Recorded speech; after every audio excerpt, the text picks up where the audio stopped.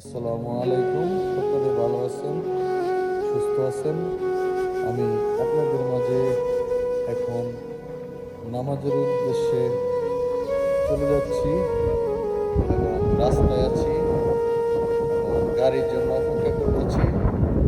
আজকের জন্য মুবারক এবং সকলের জন্য দোয়া রইল, ভালোবাসা রইল। আমার ফেসবুক পেজ কলিজার বন্ধুরা এবং সকলের জন্য এবং দোয়া করব নামাজ পড়ে। সকলের জন্য দোয়া করবেন নামাজ পড়ে এবং আব্বা আম্মার জন্য দোয়া করবেন, আত্মীয় স্বজনের জন্য দোয়া করবেন। আর